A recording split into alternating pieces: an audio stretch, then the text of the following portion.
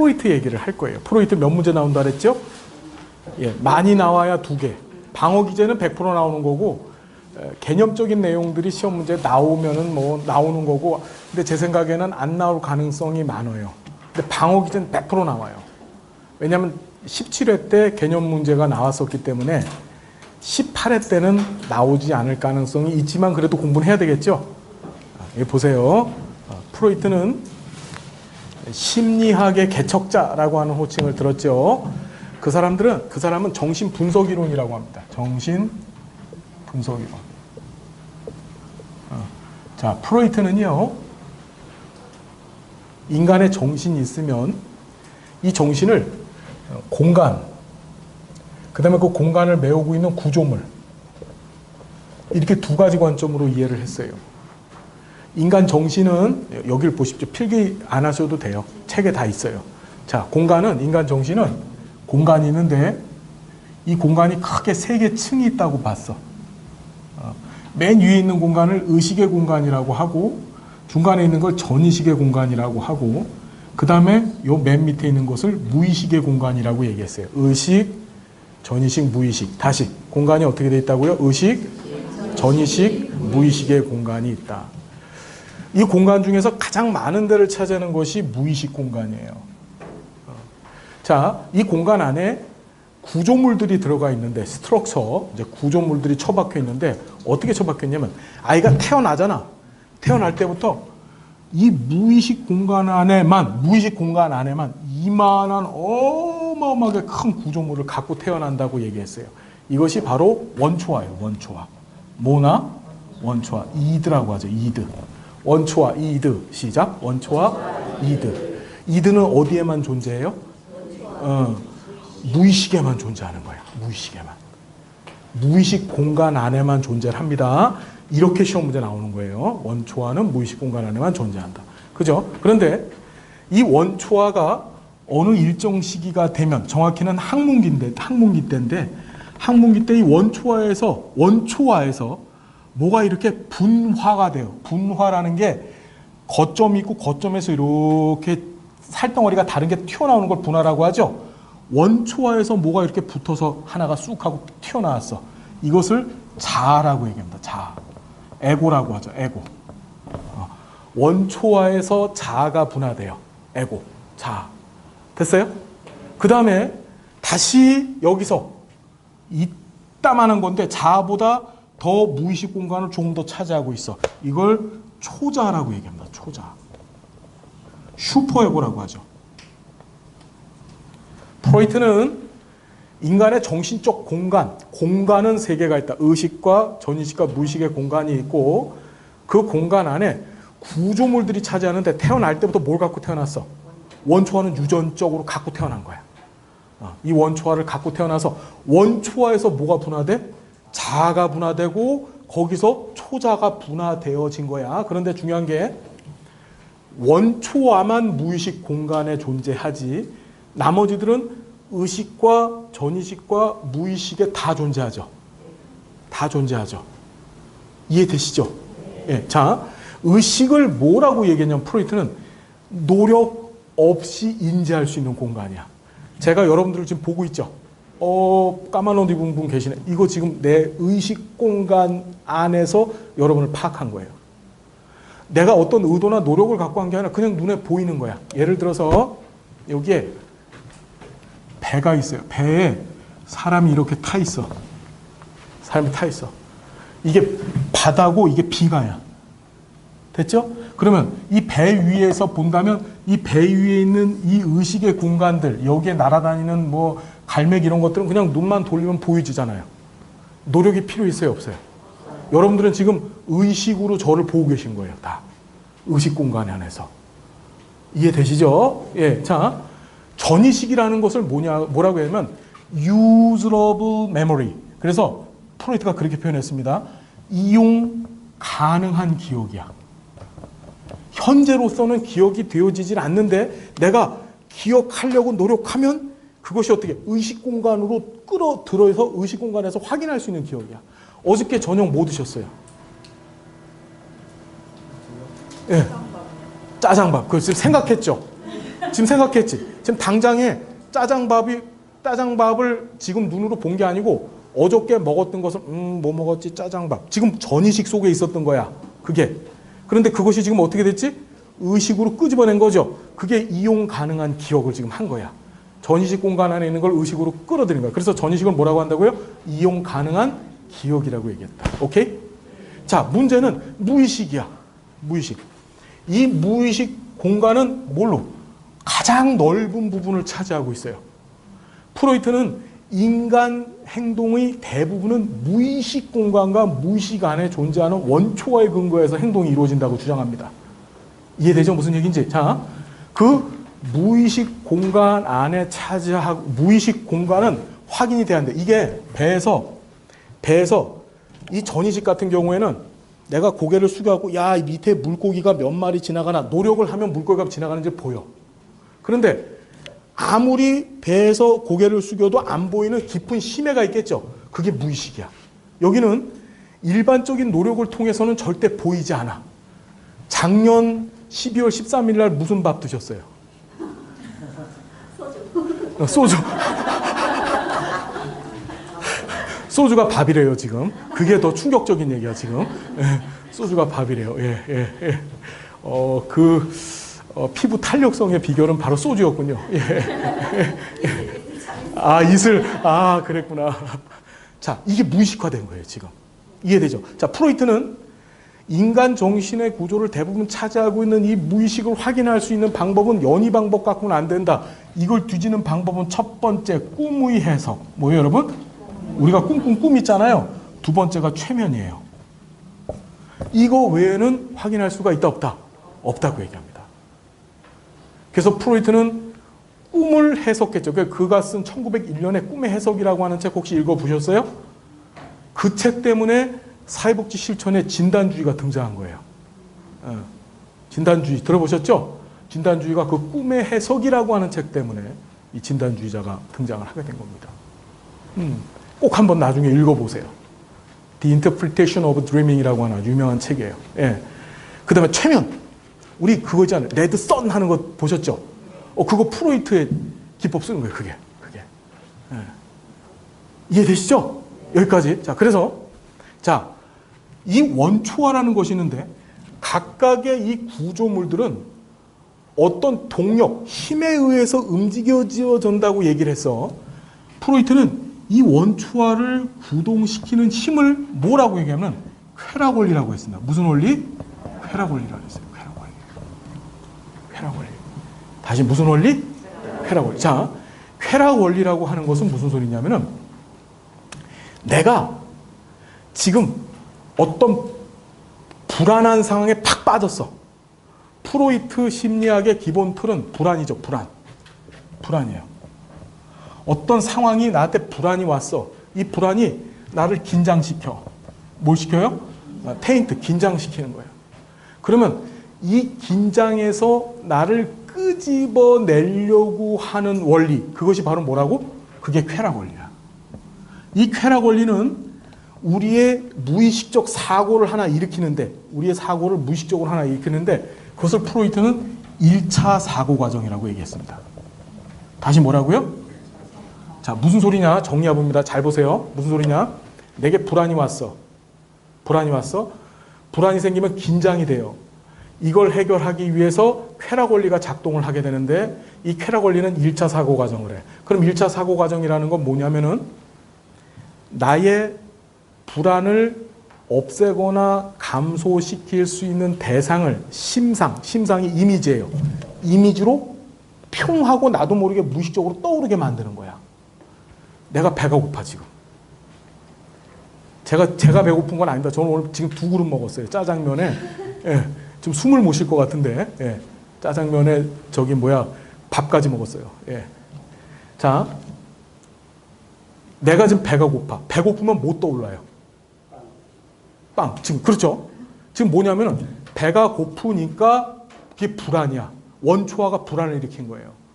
그게서 긴장이 온 거예요. 내 긴장은 내 신체적으로 와요. 배에서 쪼르륵 소리도 나고 괜히 몸도 막 이렇게 힘 빠지고, 그죠? 긴장 상태가 됐어? 그러면 그것이 쾌락 원리가 작동을 하면서 1차 사고 과정으로 먹고 싶은 게 떠오르는 거야. 지금 뭐 떠오르세요? 지금 선생님 뭐 떠오르세요? 과일, 바나나 여기 있어. 바나나 여기. 그럼 지금 뭐가 배가 고프고 뭐 단 게 땡기고 막 그런 거야. 그거 누가 시키고 있는 거예요 지금? 원초화가 시키고 있는 거야. 원초화가. 무슨 얘기인지 이해되세요? 원초화는 무슨 원리에 의해서 구동된다고요? 쾌락 원리에 의해서 구동돼요. 그 쾌락 원리는 무슨 사고 가정한다고요? 1차 사고. 그러니까 배고프면은 먹을 게 자꾸 이미지, 심상 이미지로 자꾸 떠올라. 먹을 게. 그렇죠. 지금 몸이 피곤하단 말이야. 그럼 자꾸 집 밖에 생각이 안 나. 집에서 지금은 더우니까 아름목이 아니고 에어컨 틀어놓고서 누워 있을 생각. 그죠? 지금 뭐 생각나 지금 뭐 생각나? 아무것도 생각 안 나? 지금 1차 사고 과정 뭐가 일어났어요? 그렇죠. 예. 그러니까 지금 무슨 일이 벌어진 거냐면은 불안한 거야 지금. 그리고 긴장이 온 거야. 몸은 막 눈은 내려앉고 그냥 막 힘들고. 그러니까 그걸 쾌락 원리가 작동을 해서 1차 사고 과정이 지금 일어나서 자꾸 집 생각만 나는 거야. 그렇죠. 근데 집에 지금 안 가고 있어. 집에 안 가고 이 자리를 지키고 있어. 왜 그럴까? 그렇죠. 자아예요. 자아를 구동하는 원리를 현실 원리라네요. 무슨 원리? 현실 원리. 자, 원초화를 구동하는 원리는 쾌락 원리인데 자아를 구동하는 원리는 현실 원리입니다. 현실 원리라는 것은 뭐냐면 사회적으로 용납될 수 있는 수준 안에서 원초화의 쾌락 원리를 집어 누르는 원리예요. 정확히는 유보시키는 거예요. 유보. 1차 사고 과정을 유보시켜요. 그래서 이 쾌락 원리에 의해서 자아는 2차 사고 과정을 합니다. 야, 지금 이 시점에서 내가 여기서 박차고서 나가버려. 그럼 사람들이 나한테 저런 게 다 있어. 저게 무슨 복지사가 되겠어. 그렇죠? 기껏 여기 와갖고 나는 저 시설을 운영합니다. 소개까지 했는데 저는 뭐 이상한 시설일까. 욕먹겠죠. 그게 싫으니까 버티고 있는 거야. 그걸 지금 누가 하고 있는 거야? 자아가 하는 거죠. 이해되세요? 자, 이거 봐봐요. 여러분. 프로이트 관점에서는 역기능적인 인간이 어떤 인간이 역기능적일까요? 뭐가 발달한 인간이야? 자아 발달이 안 된 사람이야. 자, 이런 거야. 우리 조두순 얘기 자꾸 하는데 조두순이 얘기 아시죠? 나영이 사건. 조두순이. 자, 조두순이가 길을 이렇게 가고 있어서 술 먹고서 가고 있었었는데 여자애 하나가 지나갔어. 그렇죠. 그러면 그 순간에 조두순이는 1차 사고 과정으로 원초와 본능이 뭘 시켰을까? 그 아이를 겁탈하는 장면을 심상으로 떠오르게 했을 거야. 자, 죄송한 얘기인데 여기 남자분들 계신데 프로이트적 관점이에요. 프로이트 관점이라면 여러분들도 충분히 그런 1차 사고 과정을 해요. 다. 합니다. 선생님 안 하세요? 제일 많이 하실 것 같은데. 3명을 한다고요? 예? 다시 어떻게? 아내가 셋이라고요? 뭐라고? 아, 3번 결혼한. 그거하고 이거 무슨 상관이죠? 근데? 자, 그래서 다시 보세요. 분명히 그 생각을 했었을 텐데 정상적인 사람은 자아가 현실 원리에 의해서 몇 차 사고 과정? 2차 사고 과정으로 상황을 어떻게 유보시키는 거야. 야, 너 그러면 안 돼. 너 그러면 잡혀간다. 그렇죠? 너 그거 하지 말고 집에 가서 야구 동영상을 봐. 찔리지? 그렇지. 무슨 말인지 되시죠? 예. 그게 2차 사고 과정이야. 그런데 조두순이는 뭐 했지? 자아의 기능이 약하다 보니까 자아의 2차 사고 과정을 못해. 현실 원리에 의한 2차 사고 과정이 안 되니까 원초와의 1차 사고 과정이 쾌락 원리에 의한 1차 사고 과정이 원하는 대로 그 짓을 한 거예요. 그러니까 정신 분석학적 관점에서 역기능적인 인간들의 공통점은 자아 기능이 약화되는 거예요. 그래서 우리 실천 기술론에서도 정신 역동 모델을 공부하게 될 텐데 사회복지사가 실천 기술론적 관점에서 정신역동 모델을 적용할 때는 어떻게 되냐면 자아 기능이 약한 클라이언트의 자아를 끌어올려줘야 돼. 참을성 있게 만들어야 되는 거야. 쉽게 얘기하면. 그래서 훈습이라고 하는 방법 쓰죠. 훈습이란 방법을 써요. 자꾸 반복시켜서 너 그거 하면 나빠, 너 그거 하면 나빠. 자꾸 귀에 못이 박히도록 시키는 거야. 공부하게 될 겁니다. 예. 이해돼요? 무슨 얘기인지? 자, 세 번째가 바로 도덕 원리인데, 이 도덕 원리는 초자아는 도덕 원리에 의해서 구동돼요. 무슨 원리요? 도덕 원리.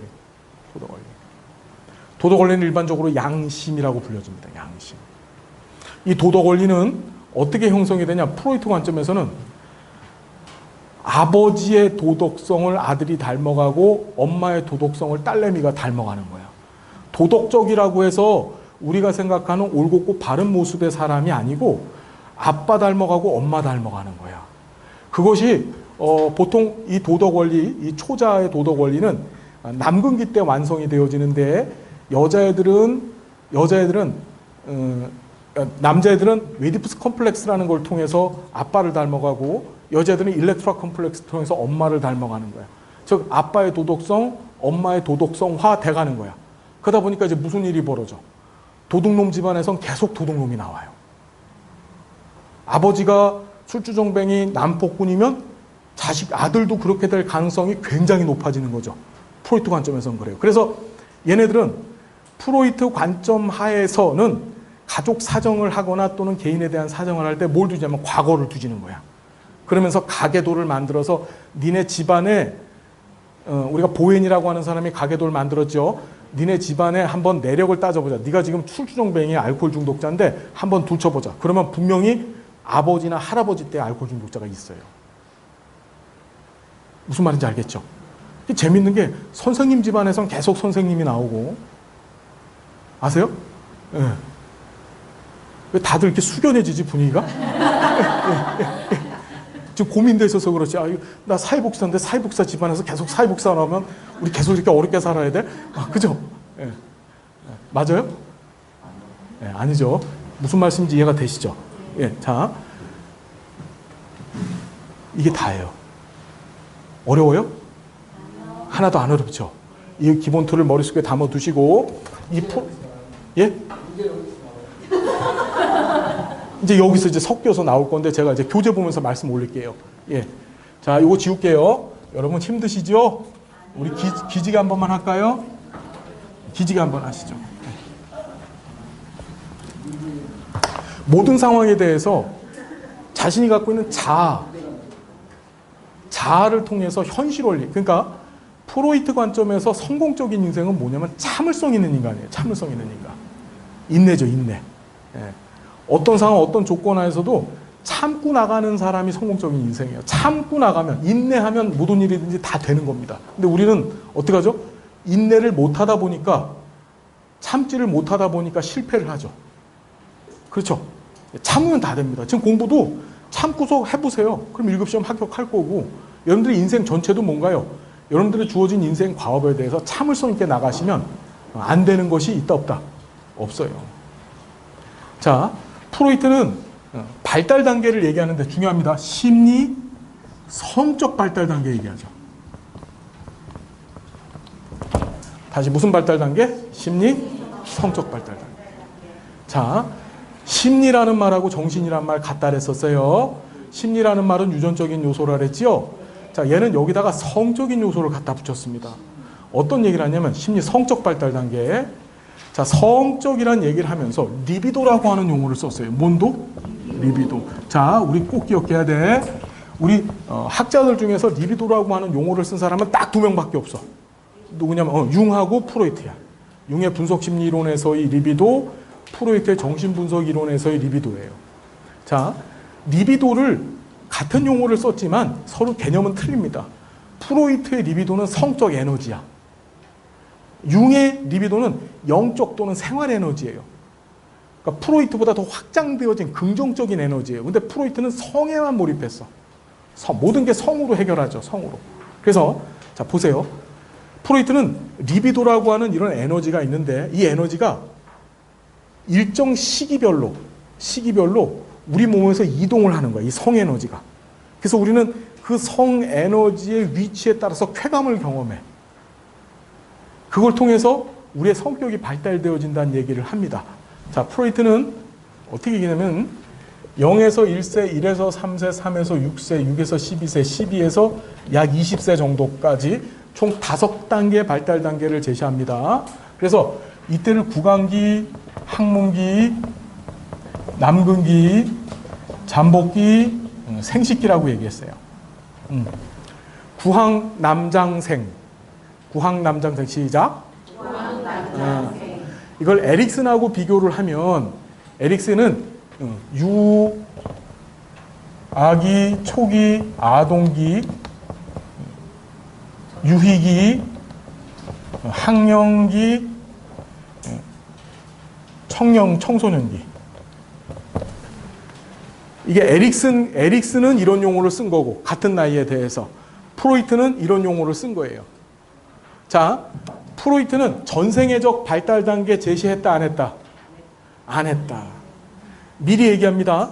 성격 발달에 있어서 전생애적 발달 단계를 제시한 사람. 자, 먼저 다시 한번. 성격 발달의 단계를 제시한 사람은 누굴까? 프로이트가 제시를 했어요. 그 다음에 융도 제시를 했습니다.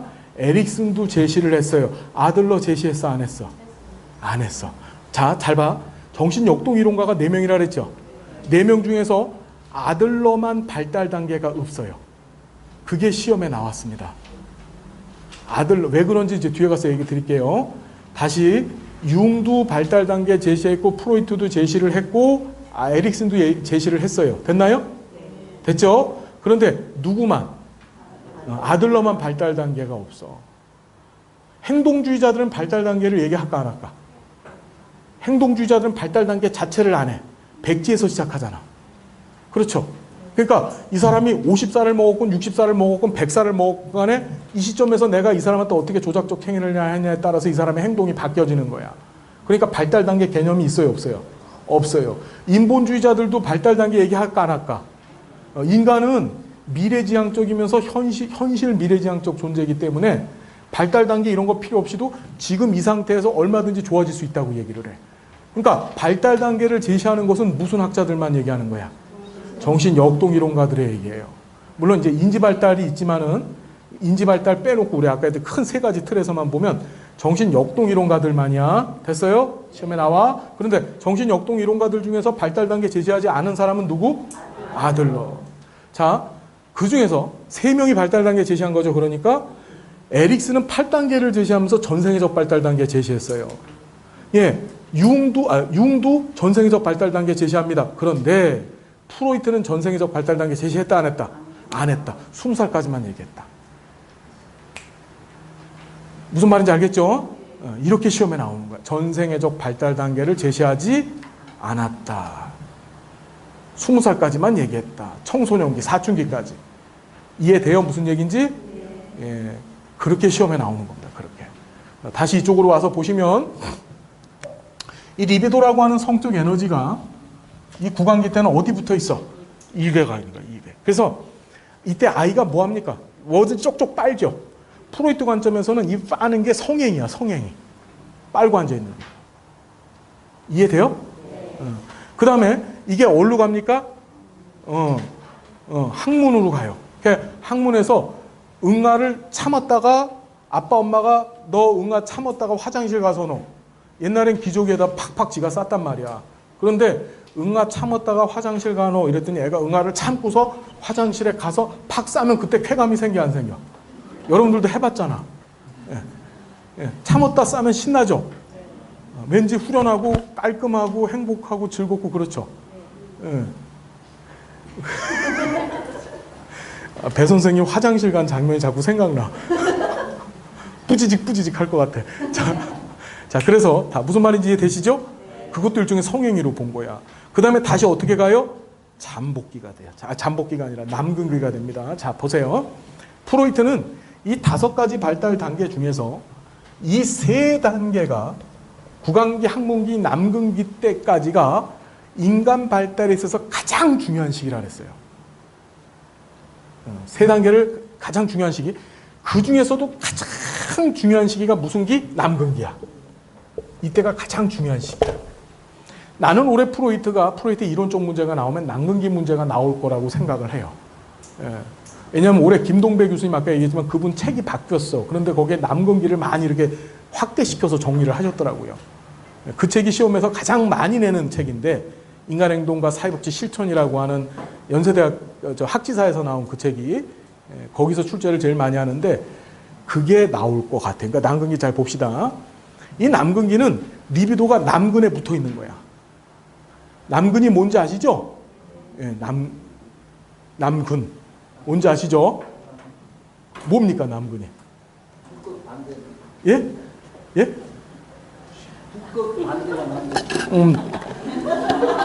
남극이 아니고 남근입니다. 남근. 예. 예. 예. 예. 제가, 10수년을 강의하면서 남근기를 북극 반대라고 얘기하신 분은 처음이에요. 예? 예? 예? 양모 시간이요. 예. 자, 약이 중요한 게 아닌 것 같습니다. 예. 우리 대전에서도 그렇고 어디든지 제가 수업을 할 때 우리 클래스에서는 반드시 구급차를 준비하고 있어야 돼요. 예. 그리고 거기에 등치 큰 남자 직원이 쇠사슬을 들고 이렇게 준비하고 있다가 여차하면 어떻게? 빨리 실어갖고 묶어서 데리고 가야 돼요. 요 근처 가까운 좋은 병원 있나요? 하얀색으로 돼 있는 병원. 자, 다시 이쪽을 봅니다. 여러분, 자 보세요. 프로이트에 있어서 성격 발달의 가장 중요한 시기는 무슨 기? 남근기. 이 남근기 때 이제 무슨 일이 벌어지냐면은, 자 볼게요. 남근기 때 남자애들은 웨디푸스 컴플렉스가 일어나요. 뭔 플렉스? 웨디푸스 컴플렉스. 자, 이 남근기 때는 자 볼게요. 구강기, 항문기 때 자아가 만들어져요. 자아라는 것은 현실 원리, 참을성이라 그랬죠. 애들은 항문기 때 배변을 참았다가 화장실 가는 능력이 생기는 거야. 그 자아가 남근기 때 만들어진 거야. 이해되죠? 자아가 만들어진 게 아니라 원초화해서 그렇게 분화가 된 거야. 됐어요? 그리고 이 남근기 때가 되면은 웨디푸스 컴플렉스를 경험하게 되는데 자아가 만들어진 상태에서 이 아이가 자신의 엄마를 성적 대상으로 생각한다고 프로이트는 얘기합니다. 엄마가 성적 대상이야. 엄마를 에로틱하게 사랑하는 거야. 남자애들이. 이때 되면 별짓을 다 해요. 남자애들이. 괜히 영아기 때도 안 하는 짓을 합니다. 엄마 젖을 막 만지려고 하고 엄마 아빠가 침실에 가 있으면은 그 사이에 삐집어 들어가고서 지가 그 사이에 껴서 엄마 쪽에 이렇게 눕습니다. 남자애들이. 지금도 그러면 안 돼. 지금 그러고서 큰일 나는 거야. 알았지? 그때부터는 그건 변태야. 알았지? 이해되지? 무슨 얘기인지. 자, 그래서 남근기 때 남자애들이 자신의 엄마를 이성적 대상으로 생각을 해요. 그런데 자아가 만들어졌다 그랬죠. 그 현실 원리에 의해서 자신의 위치를 생각하게 되는데 어떤 위치를 생각하냐면 아버지는 현재 엄마를 소유하고 있는 사람이야. 그렇죠. 성적으로 엄마를 갖고 있는 사람이고 아버지보다 자신이 힘이 세 약해. 약하다는 사실을 현실 원리에서 깨닫게 돼요. 그러면서 요것들이 어떻게 하냐면은 두 가지 현상이 나타나는데 나도 아버지처럼 돼야지. 그래야지만 엄마를 가질 거야. 그래서 우리 뒤에 가서 공부하시게 될 동일시 방어기제. 뭐예요, 여러분? 동일시 방어기제라는 게 생겨요. 아빠를 닮아가는 짓을 하는 거예요. 이때 되면 애들이 아빠 몰래 가고 아빠 면도기도 몰래 이렇게 끌어보다가 막 이렇게 찢기고 아빠 몰래 스킨도 발라다 막 이러죠. 예? 나 홀로 집에 그 영화 보면은 걔가 케빈이라는 애가 보셨죠, 그거? 예. 그럼 하여간 막 그 짓을 왜 하냔 말이야, 그 애가. 안 해도 되는데 그 짓을 왜 하냐 이거야. 동일시 방어기제 때문에 아빠 하는 짓 따라하는 거예요.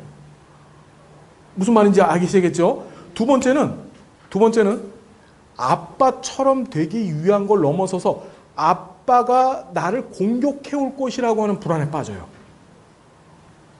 지금 이 얘기는요, 제가 프로이트를 강의할 때마다 스스로 굉장히 자괴감을 갖는 게 저를 굉장히 이상한 사람으로 봐요. 근데 그게 아니고 이건 프로이트 얘기입니다. 프로이트가 이것 때문에 비판을 많이 받았어요. 너무 성적으로만 해석을 해갖고. 자, 그래서 어떻게 되냐면 얘네들이 아빠가 내 꼬추를, 남근을 잘라갈 거라고 하는 불안증에 빠지는 거야. 힘센 아빠가 나를 라이벌로 생각해서 지금 엄마 하나를 놓고서 우리 라이벌 관계가 생긴 거잖아. 그 엄마를 차지하는 데 있어서 힘센 아빠가 와갖고 내 꼬추를 잘라가지 않을까? 라고 하는 뭐에 빠진 거야? 불안에 빠져. 그걸 거세 불안증이라래요. 야, 이때 되면 애들 재밌는 짓 합니다. 뭐냐, 바지에다 손 넣고서 항상 조물조물 이러고 다니죠. 보셨죠? 예. 지금 그러고 다니면 안 돼. 지금 그러고 다니면 안 돼. 진짜.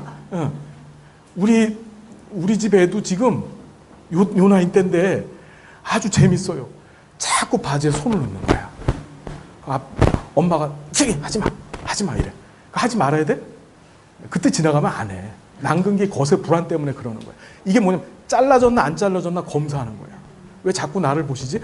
자, 무슨 얘기인지 아시겠죠, 여러분? 그게 거세 불안. 그래서 남근기 때 남자애들은 웨디푸스 컴플렉스. 웨디푸스가 무슨 얘기인지 아시죠?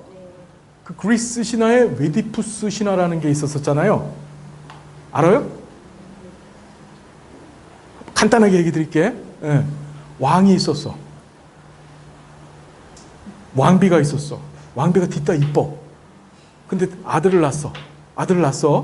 그 왕이 너무 좋아갖고 이 아들이 앞으로 어떻게 훌륭한 사람이 될지를 알아보려고 점을 봤어. 그랬더니 점쟁이가 왔어. 와갖고서 이 아들이 당신을 죽일 겁니다. 이렇게 얘기를 했어. 그랬더니 왕이 겁을 먹었어. 그게 어떻게 했지? 아이를 갖다 죽이라고 신하한테 시켰어.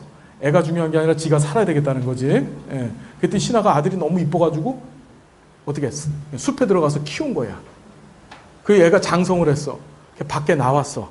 숲에서. 밖에 나왔더니 진짜 아버지였던 왕이 이렇게 행차를 하고 있었어. 근데 길을 가로막는다 그래서 걔가 어떻게 지 아버지를 죽였어. 이해되죠? 예. 그리고 나서 왕궁에 들어가서 지가 왕이 되고서 지 엄마가 엄마인 줄 모르고 엄마랑 결혼했어. 그 사실을 나중에 알고서 어떻게 지 눈을 뽑아버렸죠. 그게 웨디푸스 왕 얘기야. 그러니까 엄마를 성적으로 사랑한 거야. 예. 그리스 로마 신화로 한다면 100페이지짜리 책을 지금 한 50초 만에 얘기한 거죠, 지금. 예. 무슨 얘기인지 아시겠죠, 여러분? 그러니까 엄마를 성적으로 생각하고 아빠를 대적하는 거야. 자, 여자애들은 재밌는 게 일렉트라 컴플렉스를 경험합니다. 자, 일렉트라 컴플렉스는 이게 중요한 건데요. 프로이트는 그렇게 생각했어요. 여자애들은 태어날 때 남근을 갖고 태어난 거야. 이해되시죠? 남근을 갖고 태어났는데 엄마가 지 남근을 잘랐어. 무슨 말인지 되시죠? 저를 이상하게 생각하지 마시라고 분명히 얘기했어요. 예. 엄마가 지 남근을 자른 거야. 그래서 엄마에 대한 강력한 적개심. 이해되시죠? 그런데 현재 성적으로 아빠를 소유하고 있는 자는 누구야? 엄마지. 그러니까 엄마에 대해서 적개심을 가지면서 동시에 엄마에 대한 동일시방어 기제가 일어나. 이때 되면 애들이 엄마 몰래 여자애들이 막 화장도 해보고 몰래 이 하이힐도 신어보고 별짓을 다 하죠. 그러면서 집에 가면 엄마랑 하루 종일 싸워.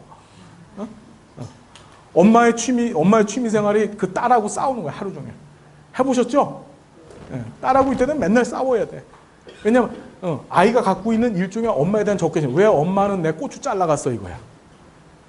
그렇죠. 그러면서 지금 눈을 들질 못하시는데 그러면서 이 여자들은 뭘 하냐면은 내 고추가 어디 갔는지에 대한 고추에 대한 바람을 갖습니다. 그것을 남근 선망이라네요. 남근 선망. 남자 고추 갖고 싶어 하는 거야. 이해되시죠? 그걸 남근 선망이라고 하고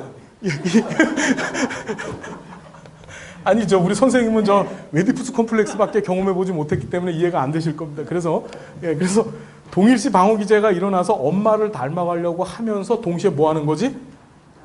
남근 선망증이 일어나갖고 남자 생식기에 대해서 어떻게 극도의 바람을 갖는다 그러죠. 그 프로이트의 책을 보면 재밌는 게 등장을 해요.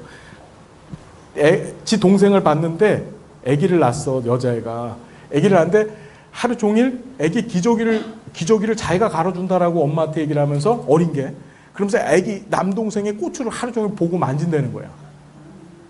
예. 제가 그랬다는 게 아니라고 계속 왜 날 이상하게 프로이트 그래서 욕을 먹어요. 이제 아까 맨 처음 시간에 우리가 그 아들러 개인심리 이론가하고 프로이트하고 대적 관계라 그랬잖아요. 그 다음에 융도 프로이트의 제자였는데 융이 프로이트를 떠납니다. 왜냐하면 모든 걸 이렇게 성으로 해석한 것 때문에 모든 걸 다 성으로 해석하죠. 예. 자, 뭐 그게 하여튼 그렇고 자, 그래서 하나 보시면은 요런 것들이 인간 성격을 형성하는 데 가장 영향을 주고 이 남자애들은 동일시를 통해서 아빠의 양심 상태, 즉 도덕화 돼가는 거예요. 여자애들은 엄마의 도덕화. 그러니까 딸은 엄마 닮게 돼 있는 거고 아들은 아빠 닮게 돼 있는 거예요. 그래서 이 남근기 때 뭐가 완성돼? 초자아가 완성되는 거야. 이게 시험에 나오죠. 남근기 때 뭐가 완성돼? 초자아가 완성돼요. 남근기 때 다시 뭐가 완성된다고요? 초자아가 완성되어진다. 됐어요? 예. 그리고 잠복기 때는 어떻게 된다? 잠복기 때는 이제 학교 간 거야. 그러니까 이때는 리비도가 이 성적 에너지가 숨겨져 있어. 그러다가 이제 12세가 되면은 청소년기가 되는데 이때는 생식기라 해서 폭발해 버리는 거예요. 온몸이 리비도야. 이 청소년기가 되면 애들 뭐죠? 하루 종일 성적인 상상만 하고 다녀요. 맨날. 성. 어떻게 하면 야동을 볼까? 어떻게 하면, 그치? 응? 맞잖아. 솔직히 얘기해봐. 괜찮아. 얘기해. 맞지? 얘라 그랬어, 지금. 백석대 이름이 뭐라고? 자, 무슨 얘기인지 이해가 되시죠? 생식기는 리비도가 온몸 전체에서 발현을 해요. 모든 인생의 관심이 성에 꽂혀 있는 시기라고 프로이트는 얘기를 했습니다. 이때가 청소년기죠. 이해되나요? 5가지 발달 단계. 자, 제가 몸으로 보여드리겠습니다. 여기 붙었다가 다시 여기 붙었다가 다시 앞으로 한번 왔다가 잠깐 쉬었다가 온몸 전체 리비도가 그래서 구강기, 항문기, 난근기 쉬었다가 잠복기, 그 다음에 생식기. 오케이. 됐죠? 프로이트의 이론은 이만큼인데 자, 우리 교재를 빨리 봅니다. 23페이지.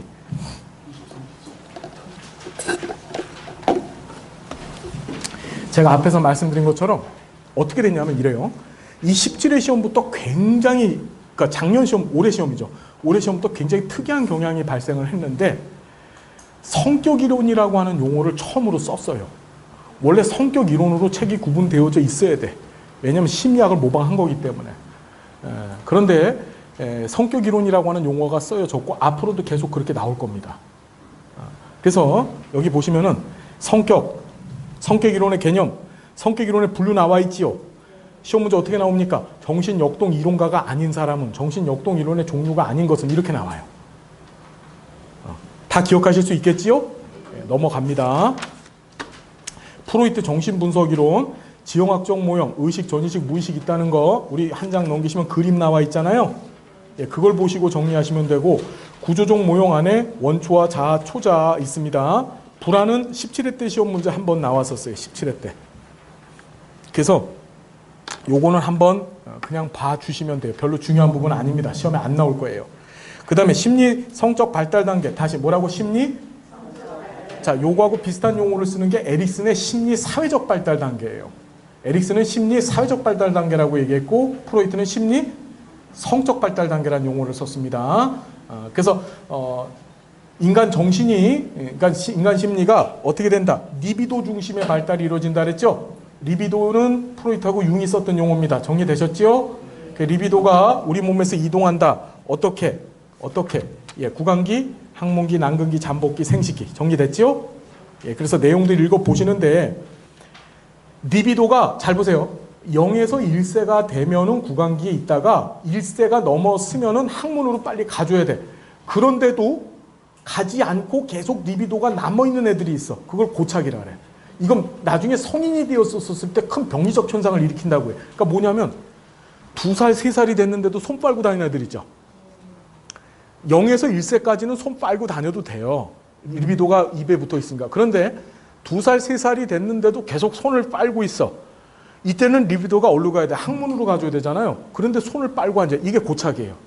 지금 그 상태에서 고착은 별 문제가 없는 것처럼 보이는데 이게 성인이 되어졌을 때 이 고착이 일종의 정신병리적 현상으로 드러난다라고 주장을 합니다. 어떻게 드러나느냐? 자, 보면 이게 시험의 실천 기술론에서 나오는데요. 구강 수동적, 구강 공격적이 있어요. 구강 수동적, 구강 공격적. 보이세요? 과도하거나 너무 부족한 시기가 주어지면 형성되는 게 구강 수동적인데 구강 공격적은 치아 형성으로 깨물고 뜨는 행위를 통해서 형성되는 게 구강 공격적이다. 그래서 이게 성인기 이후에 어떻게 이런 현상들이 나타나서 시험에 나왔던 게 의심, 타인을 이용 및 지배하는 게 구강 공격적 성격의 특성이다. 이렇게 실천 기술론에서 나왔었습니다. 아시겠죠? 예. 그 다음에 항문기, 항문 공격적, 항문 보유적 정리됐죠? 한번 보세요, 여러분들. 이건 보셔야 돼요, 그냥. 됐죠? 그 다음에 남근기 때 웨디푸스 컴플렉스, 일렉트라 컴플렉스 나왔는데 남자애들은 거세불안, 여자애들은 난근 선망이 일어난다는 거 시험에 나왔었습니다. 저 좀 잠깐 볼게요. 예. 5회 시험이죠, 5회. 5회 시험 때 어떤 문제가 나왔냐면은 페미니즘 학자들에 의해서 비판받았던 심리학자는 누굽니까? 이렇게 나왔었어요. 그렇죠. 페미니즘이 뭐죠? 그렇죠. 여권 우월주의자들이죠. 그러니까 뭐냐면 이런 거야. 남자애들은 지 고추 잘릴까봐 걱정하고 앉아있는데 여자애들은 남자 고추가 어딨나 그거 하나 달고 싶어하고 걱정하고 있는 거야. 난근선망. 무슨 말인지 되시죠? 그래서 프로이트는 페미니스트들한테 비판받은 학자였다도 기억을 해두십시오. 시험에 한 번 나왔었어요. 5회 때. 아시겠죠? 예. 넘어갑니다. 나머지 그림 보시면서 정리하시고 이해가 안 되시는 거 밴드에다 질문하시면 돼요. 아시겠죠? 예. 자, 그 다음에 무의식 속 자아 방어기제. 자, 중요합니다. 방어기제는 누가 하는 거야? 자아가 하는 거야. 시험 문제 어떻게 나냐면 방어기제는 원초아가 한다. 맞아요, 틀려요? 원초아가 하는 게 아니라 자아가 하는 거야.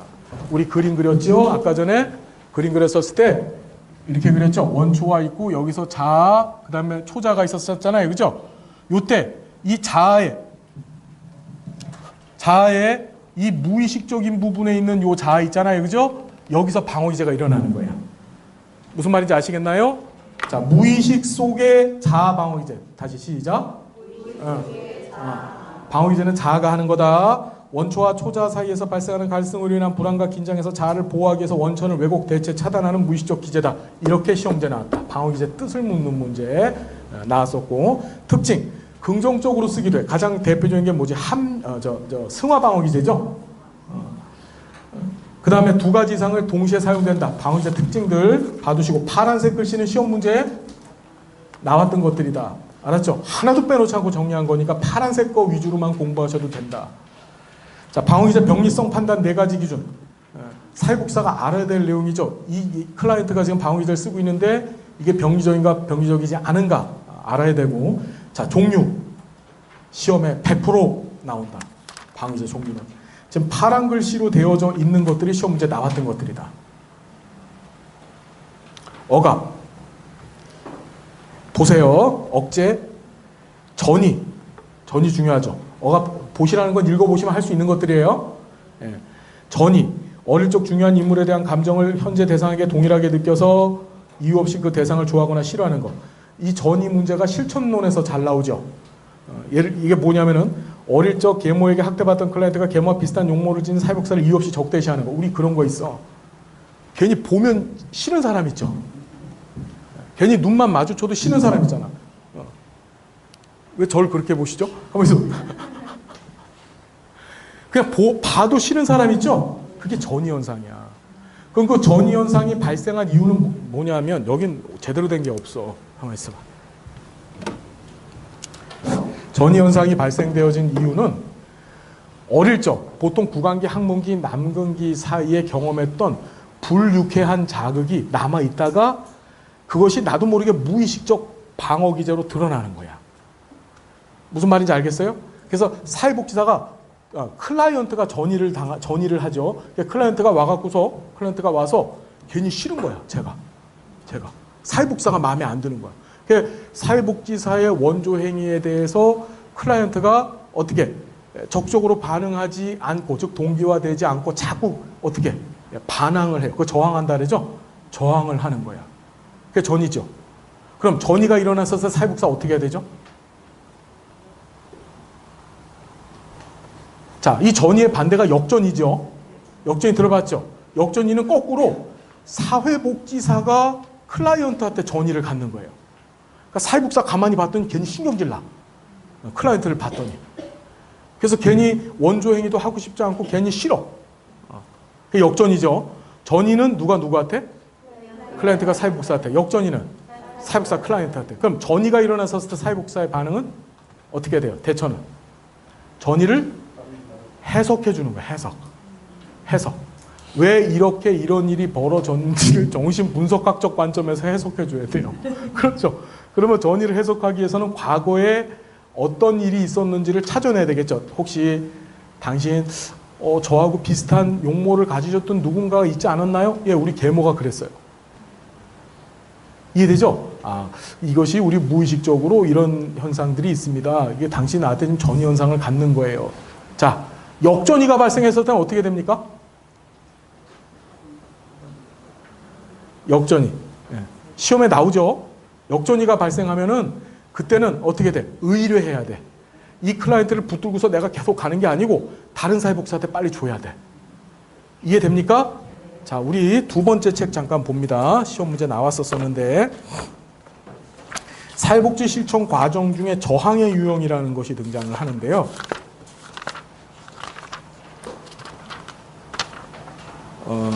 56페이지. 두 번째 책 56페이지.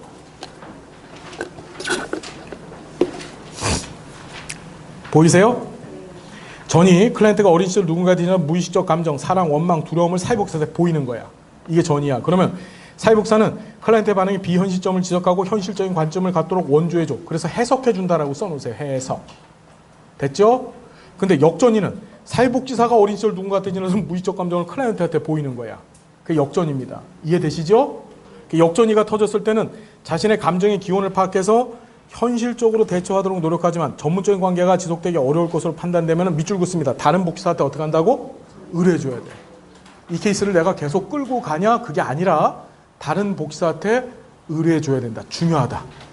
전이와 역전이에 대한 대응 방법들 꼭 기억해 주십시오. 두 번째 책 56페이지입니다. 실천론. 두 번째 책 56페이지. 정리됐죠? 자, 다시 28페이지. 첫 번째 인행사책 28페이지. 빨리 나가야 됩니다. 우리 지금. 오늘 조사론까지 끝내야 돼요. 자, 28페이지 빨리. 자, 여기 반동형성이라는 게 있어. 반동형성. 반동형성이 뭐죠? 자, 사회과학은요, 용어의 해설이 다 들어가 있어. 특히 우리나라 사회과학은 공부하기 쉬운 게 한자로 다 구성되어 있잖아요. 그러니까 한자만 잘 풀이하면 돼. 반이 반대할 반할 반자고, 동이 움직일 동자입니다. 즉, 반대로 행동한다는 뜻이야. 뭐냐면은, 자, 내 마음 속에서는 이렇게 생각하는데, 그렇죠. 행동은 그 마음과 정반대로 하는 거야. 가장 대표적인 게 미운 놈 떡 하나 더 준다는 거야. 속으로는 미워 죽겠는데, 미운 놈한테 매를 한 대 더 줘야 되지. 근데 그게 아니고 떡을 하나 더 주는 거지. 그게 반동 형성이에요. 어렵지 않죠? 그렇죠. 아까 전에 우리 선생님이 짜장면을 사주셨어요. 그리고 돌솥 비빔밥도 사주셨어요. 그 뜻이 뭐지? 난 네가 싫다는 뜻이죠. 그렇죠. 그게 반동 형성이야. 이해되시죠? 예. 어떻게 하셨어요? 자, 그래서 반동 형성. 용납하기 어려운 생각이나 욕망 등을 억압으로 극복했을 때 무의식적으로 뭐라고? 정반대 행동으로 표현하는 거. 자, 속담 하나 밑줄 긋습시다. 미운 놈 떡 하나 더 준다. 그렇죠. 우리 남자들이 잘하는 짓이 뭐냐면 정말 좋아하는 여자를 괴롭혀요. 오히려. 우리 영화 중에서도 나쁜 남자라고 하는 영화 있었었죠? 보셨었어요? 예. 그 영화 내가 정말 좋아하는 그 이름이 뭐였지? 조재영 그 이상한 친구죠. 그 친구. 그 친구가 이제 진짜 좋아하는 여자인데 그 좋아하는 여자를 데려다가 인신매매를 해갖고 사창가에 팔아버리죠. 진짜 좋아하는 여자인데. 남자들이 그런 게 있습니다. 여자분들은 잘 아셔야 될 게 뭐냐면 누군가가 나한테 잘해주잖아. 그럼 걔는 여러분을 굉장히 싫어하는 거야. 남편이 여러분들한테 잘해주죠? 그럼 뭐야? 굉장히 싫은 거야. 못해줘야지 뭐 한 거야. 자꾸 꿀밤도 좀 때리고 막 욕도 좀 하고 그래야지 뭐 하는 거지. 사랑하는 거야. 맞죠? 여러분 죄송해요. 자, 반동형성 뭔지 아시겠죠? 자, 그 다음에 취소. 취소는 원상복귀라고도 합니다. 시험 문제 나온 적은 없어요, 지금까지. 그런데 보면은 상대방의 피해를 입힌 죄책감, 피해를 원상복귀시키는 거, 그게 속죄행위인데 화가 난 엄마가 아이의 뺨을 때린 후에 바로 미안해하는 거. 무슨 말인지 아시겠죠? 이게 취소, 원상복귀고요. 자, 동일시 방어기제 아까 얘기했습니다. 무슨 기 때 발생한다고요? 남근기 때 동일시 방어기제가 아주 확실하게 나타나서 웨디푸스 일렉트라 컴플렉스가 나타난다. 됐나요? 자, 그 다음에 투사 중에 투사의 뜻을 잘 알아야 돼요. 투사 여기 빔 프로젝터 달려있죠. 그렇죠. 빔 프로젝터. 자, 이 투사를 영어로 프로젝션이라고 얘기를 하는데 빔 프로젝터에서 빛이 나와요. 빛이 나와서 여기다 쏩니다. 그러면 실제 빛은 어디 담겨져 있는 거지? 이 프로젝터 안에 있는 거죠. 그러니까 투사라는 것은 실제는 내 안에 있는 건데 이거를 나하고 상관없는 다른 사람한테 비추는 거야. 이해돼요? 그러니까 보통 이 투사가 어떤 식으로 한다면 남 탓. 문제는 실제로 나한테 있어. 나한테. 무의식적으로 내가 갖고 있다는 걸 알아. 그런데 그거를 남한테 투사시켜갖고 너 때문에 그렇게 돼서 이렇게 해버리는 거야. 그게 투사방어기제예요. 그래서 자 보면 의식적으로 도저히 수용할 수 없는 자신의 공격이나 생각이나 감정 등의 속성을 무의식적으로 타인의 속성으로 돌려 남 탓하는 경우가 가장 대표적인 게 똥 묻은 개가 겨묻은 개 나무란다. 무슨 말인지 알겠죠? 지는 더 더러워요. 지 안에 더 나쁜 게 있는데 그걸 어떻게 다른 누군가한테 투사하는 거죠. 그렇죠? 예. 자, 됐어요, 여러분? 자기애로 향한 부정, 가장 원초적인 방어기제다. 의식적으로는 도저히 용납하기 어려운 걸 무의식적으로 밑줄 긋습니다. 인정하기 거부해버리는 거예요. 부정. 그래서 대표적인 게 의사로부터 시한부 생애 판정을 받은 말기 암 환자가 자신의 의사의 오진을 주장하며 자신이 죽는다는 사실을 어떻게 하는 거지? 인정하지 못하는 거야. 자, 이 부정하면은 생각해야 될 게 작년에도 시험 문제 나왔었죠. 예. 우리 큐블러 로스의 죽음 인식의 단계. 예. 예. 자, 큐블러 로스의 뭐라고요? 죽음.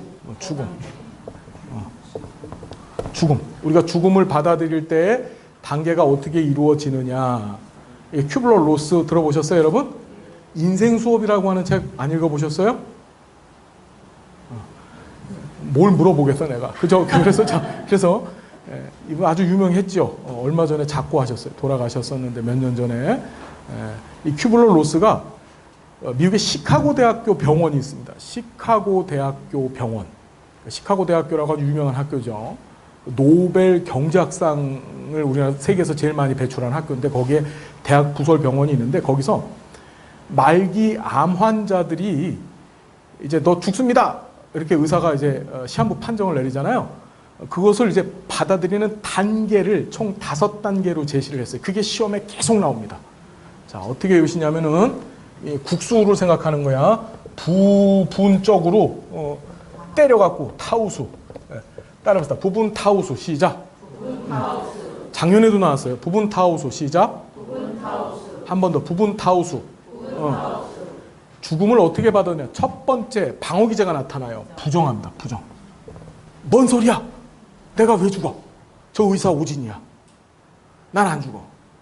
이해되시죠? 나는 암이 아니야. 내가 무슨 말기암이야. 이해되죠? 그게 부정. 방어기제죠. 그 다음에 분노합니다. 왜 나만 죽어? 쟤는 멀쩡한데. 나는 착하게 사는데 왜 나만 죽어? 쟤는 나쁜 일 많이 하고 사는데 쟤는 잘 살고 왜 나만 죽어야 돼? 그렇죠. 세 번째가 타협입니다. 타협이라는 것은 이때 보통 종교에 많이 귀의하게 된다라고 로스는 얘기를 하는데 큐블러 로스가 타협 단계에 들어서게 되면 그래 죽으면 죽더라도 첫 번째 천국을 가게 해주세요. 아니면 죽으면 죽더라도 우리 아들내미 졸업식 하는 것까지만 보게 해주세요. 그게 타협이에요.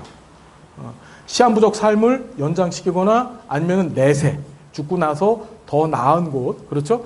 그곳에 대한 추구가 일어나는 걸 타협이라 그래요. 그 다음에 이제 그리프, 우울 상태에 빠집니다. 마지막에 뭐죠? 수용하는 거예요, 수용. 죽음을 받아들이게 되죠. 자, 따라해보자. 부분 타우수. 부정, 분노, 타협, 우울, 수용. 자, 죽음.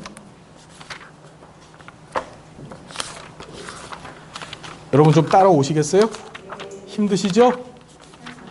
예, 우리 해보시자고요. 예, 반드시 합격하자고요, 우리.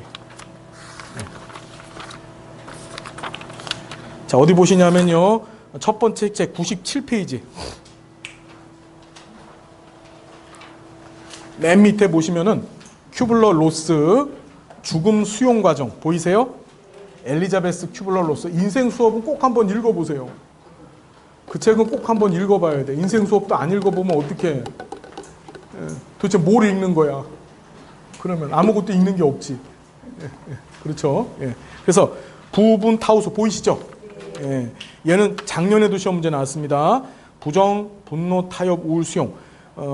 자신이 죽게 된다는 사실을 강하게 부정하고 분노하고 절대자의 기이한 능력의 죽음의 연기를 협상하려고 하는 게 타협이에요. 그래서 우리 아들 졸업할 때까지만 살게 해주세요. 뭐 그렇죠?